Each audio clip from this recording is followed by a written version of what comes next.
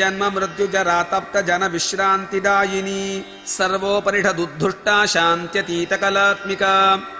జన్మ మృత్యు జరాతప్త జన విశ్రాంతిదాయిని. చావు పుట్టుకలు, ముసిలితనము మొదలైన వాటితో బాధపడు జనులకు విశ్రాంతినిచ్చున్నది. జననము, మరణము, ముసిలితనము అను వికారాల నుండి తన భక్తులను తప్పించి ఉపశమన సుఖమును ఇచ్చినది.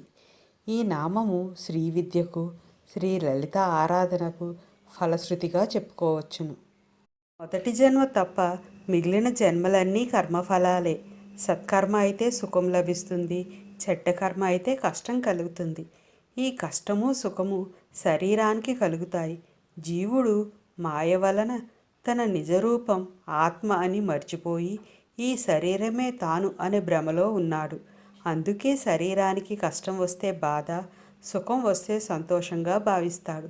సాధకులు ఈ కష్టసుఖాలను తాము పూర్వం చేసిన కర్మఫలంగా గ్రహించి వాటి వలన చలించిపోకుండా ఉంటారు.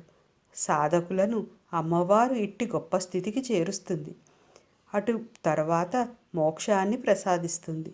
మోక్షాన్ని పొందిన ఆత్మ బ్రహ్మములో లీనమైనప్పుడు తిరిగి జన్మించదు. మోక్షం అనేది స్వర్గం కంటే భిన్నంగా ఉంటుంది. స్వర్గం అనేది ఆత్మకు తాత్కాలిక నివాసం మాత్రమే. అది మరిన్ని జన్మల కోసం భూమిలోకి తిరిగి ప్రవేశించాలి. సర్వోపనిషదుద్గుష్ట. అన్ని ఉపనిషత్తుల చేత చాటి చెప్పబడినది. ఉపనిషత్తులు తాత్విక గ్రంథాలు.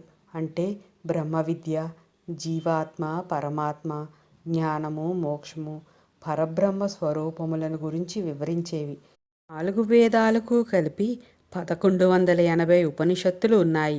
వీటిలో 108 ముఖ్యమైనవి అయితే వాటిలో మరింత ముఖ్యమైనవి 10 అని భావిస్తారు. ఉప మరియు ని మరియు షత్ అనగా ఉప అంటే సమీపముగా, నీ అంటే కింద, షత్ అంటే కూర్చునుట. అంటే గురువుగారి దగ్గర ఆయన కన్నా దిగువ స్థాయిలో కూర్చుని వారు చెప్పే బ్రహ్మోపదేశాన్ని శ్రద్ధగా వినడం. ముఖ్యమైన 108 ఉపనిషత్తులు. ఒక్కో వేదానికి సంఖ్య ఇలా ఉంది. ఋగ్వేదానికి సంబంధించినవి 10, కృష్ణ యజుర్వేదానికి సంబంధించినవి 32, శుక్ల యజుర్వేదానికి సంబంధించినవి 19, సామవేదానికి సంబంధించినవి 16, అధర్వణ వేదానికి సంబంధించినవి 31, మొత్తం 108. మరింత ముఖ్యమైన 10 ఉపనిషత్తులు. మొదటిది ఈశావాస్యోపనిషత్తు, 2 మాండూక్యోపనిషత్తు, 3 కేనోపనిషత్తు, 4 తైత్రీయోపనిషత్తు, 5 కఠోపనిషత్తు, 6 ఐత్రేయోపనిషత్తు, 7 ప్రశ్నోపనిషత్తు, 8 ఛందోగ్యోపనిషత్తు, 9 ముండకోపనిషత్తు, 10 బృహదారణ్యకోపనిషత్తు. ఉపనిషత్తుల ప్రధాన ఉద్దేశం బ్రహ్మముతో సంబంధాన్ని ఏర్పరచడమే అని సూక్తి చెబుతుంది. అమ్మవారు అన్ని ఉపనిషత్తుల్లోనూ ప్రతిపాదింపబడిన పరబ్రహ్మ స్వరూపిణి. శాంత్యాతీత కళాత్మిక. శాంతి కంటే అతీతమైన చిదానంద స్వరూపిణి. సంకల్ప, వికల్ప, రాగద్వేషాలు లేని మానసిక స్థితి శాంతి. ఆనందము దానిని మించినది. మోక్షేచ్ఛ కలిగిన ప్రతి జీవికి తప్పనిసరిగా ఈ శాంతి స్థితి ఉండి తీరాలి. స్థితి లేనివాడు, రానివాడు నిరంతరము ఘర్షణలోనూ ఆతృత, ఆవేదనలలోనూ ఉంటాడు. ఇటువంటి శాంతికి కూడా అతీతంగా ఉండే పరమ ఉత్కృష్టమైన ఒక అనుభూతికి సంబంధించిన స్థితిలో అమ్మవారు ఉంటుంది. సహస్రార చక్రములో బిందు స్థానంలో మన కుండలినీ శక్తి అయ్యవారితో కలిసి ఉన్నప్పుడు మనకి అనుభూతి దక్కుతుంది తప్ప ఇతర సమయాలలో ఉండదు. ఇది నిరతిశయ జ్ఞాన స్వరూపము. 9వ ఆవరణలోని నవావరణ పూజలో దీనిని ప్రస్తావించారు. ఇది షోడశాక్షరి మంత్రంలో దీక్ష పొందిన వారికి వర్తిస్తుంది. ఇది జీవన్ముక్తి దశ. ఒక్కొక్క ఉపనిషత్తుకు సంబంధించిన వివరణ క్లుప్తంగా తెలుసుకుందాం. ఈశావ్యాసోపనిషత్తు. ఈశావ్యాసమిదగ్ సర్వం అనే మంత్రముతో ఈ ఉపనిషత్తు ప్రారంభమవుతుంది. అందువలన దీనికి ఈశావ్యాస ఉపనిషత్తు అనే పేరు వచ్చింది. ఇందులో 18 మంత్రాలు ఉన్నాయి. మిగిలిన ఉపనిషత్తులులాగా కాకుండా ఇది మంత్రభాగంలో చేరినది. యజుర్వేదము యొక్క శుక్ల యజుర్వేద విభాగంలో వాజసనేయ సంహిత ఉంది. ఇందులో 40 అధ్యాయాలు ఉన్నాయి. ఈ ఉపనిషత్తు 40వ అధ్యాయము. మాండూక్యోపనిషత్తు మండూక మహర్షి ప్రోక్తమైనందున దీనిని మాండూక్యోపనిషత్తు అంటారు. ఇది అథర్వణ వేదానికి చెందినది. అన్నింటికన్నా చిన్నదైన ఈ ఉపనిషత్తులో 12 మంత్రాలు మాత్రమే ఉన్నాయి. అయినా మొత్తం ఉపనిషత్తుల సారం ఇందులో నిక్షిప్తమై ఉంది. ఆదిశంకరాచార్యులు దీనికి విస్తృత భాష్యం రచించి తన అద్వైత సిద్ధాంతానికి దీనిని ఆధారంగా చేసుకున్నారు. కేనోపనిషత్తు కేన అనగా ఎవరు అని అర్థం. భగవంతుడు ఎవరు అనే చర్చ ఇందు వర్ణన చేయబడినది. కేనేషితం పతతి అని ఈ ఉపనిషత్తు ప్రారంభమవుతుంది. అందుకే దీనికి కేనోపనిషత్తు అని పేరు వచ్చింది.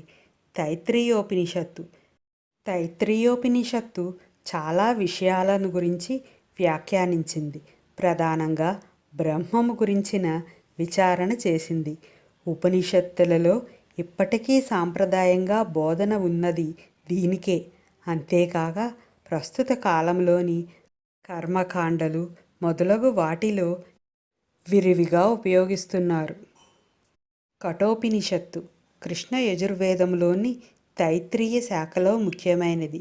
ఈ కఠోపనిషత్తు శంకరాచార్యులు భాష్యం వ్రాసిన 10 ఉపనిషత్తులలో ఒక ముఖ్యమైన ఉపనిషత్తు కఠోపనిషత్తు. ఐత్రేయోపనిషత్తు అనేది ఋగ్వేదానికి చెందిన ఐత్రేయ బ్రాహ్మణములో భాగమైన ఒక ఉపనిషత్తు. ఇది పరమాత్మ మరియు ఆత్మల మధ్య సంబంధం గురించి, అలాగే జీవము యొక్క పుట్టుక, మరణము మరియు పునర్జీవనము గురించి వివరించబడింది. ఐత్రేయోపనిషత్తులో ఆత్మ అనేది బ్రహ్మ అనగా పరమాత్మ నుండి ఉద్భవించి మళ్ళీ దానిలో విలీనమవుతుంది అని చెప్పబడింది. ప్రశ్నోపనిషత్తు ఈ ఉపనిషత్తంతా ప్రశ్నలతో నడుస్తుంది. ఈ ఉపనిషత్తులో 6 ప్రశ్నలు వస్తాయి. ఆదిశంకరులు ఉపనిషత్తుకి భాష్యం వ్రాశారు. పిప్పలాదుడు అనే బ్రాహ్మణవేత్తను 6 మహర్షులు వచ్చి 6 ప్రశ్నలు వేస్తారు. మొదటి 4 ప్రశ్నలు ప్రాణానికి సంబంధించినవి, తరువాత ప్రశ్నలు ప్రణవానికి సంబంధించినవి. ఛందోగ్యోపనిషత్తు సామవేదానికి చెందినది. ఉపనిషత్తులన్నిటిలోకి ప్రాచీనమైనదని కొందరి అభిప్రాయం. 4 మహావాక్యాలలో ఒకటైన తత్వమసి ఈ ఉపనిషత్తులోనిదే. ముండకోపనిషత్తు అత్యంత ప్రాచీన ఉపనిషత్తుల్లో ఒకటి. ఈ ఉపనిషత్తు అథర్వణ వేదమునకు సంబంధించినది. ఏది తెలుసుకుంటే సర్వము తెలుసుకున్నట్లవుతుంది అన్న ప్రశ్నకు సమాధానం ఈ ఉపనిషత్తు. బృహదారణ్యకోపనిషత్తు ఇది శుక్ల యజుర్వేదమునకు చెందినది. దీనికి ఆదిశంకరాచార్యులు భాష్యం రాశారు. జన్మ మృత్యుజరా తప్త జన విశ్రాంతిదాయిని సర్వోపనిషదుద్ధుష్టా శాంత్యతీత కళాత్మిక